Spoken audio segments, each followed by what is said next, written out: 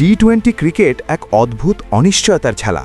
এখানে যেমন রানের জোয়ার আসে, তেমনি আবার মুহূর্তের ভুলে গ্রাস করে ঘোর অন্ধকার।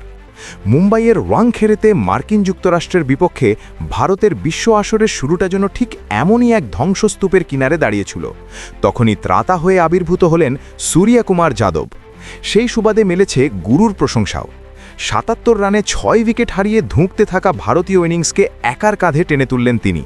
আর তার এই শান্ত অথচ বিধ্বংসী ৮৪ রানের মহাকাব্যিক ইনিংসের ওপর ভর করেই ২৯ রানের রোমাঞ্চকর জয় দিয়ে বিশ্বজয়ের অভিযান শুরু করল টিম ইন্ডিয়া। স্টার স্পোর্টসকে দেওয়া এক সাক্ষাৎকারে গম্ভীর সূর্যাকে কেবল একজন বিস্ফোরক ব্যাটার হিসেবে নয়, বরং একজন প্রজ্ঞাবান সেনাপতি হিসেবে তুলে ধরেছেন। গম্ভীরের মতে সূর্যার রান করার চেয়েও বড় গুণ হল কঠিন সময় তার হিমশীতল মেজাজ। গম্ভীর বলেন, কোচ হিসেবে আমার কাজটা অনেক সহজ হয়ে গেছে। যখন আমি জানি যে মাঝ মাঠে সূর্যার মতো একজন নেতা আছেন যিনি চাপের মুখেও যে কোনো পরিস্থিতি শান্ত রাখতে পারেন, তখন আমি নিশ্চিন্তে অন্য পরিকল্পনা নিয়ে ভাবতে পারি। একজন কোচ যা স্বপ্ন দেখেন, নেতা হিসেবে সূর্যা তার প্রতিটি শর্ত পূরণ করেছে। এই ম্যাচে দেখা গিয়েছিল সূর্যার ব্যাটিং কৌশলের এক অন্য রূপ।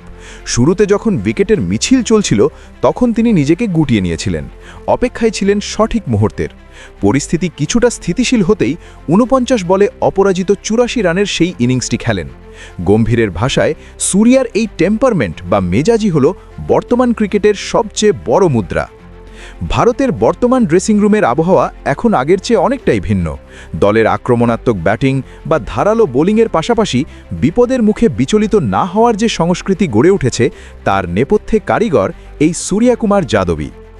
আগামী ১২ ফেব্রুয়ারি দিল্লিতে নামিবিয়ার মুখোমুখি হবে ভারত।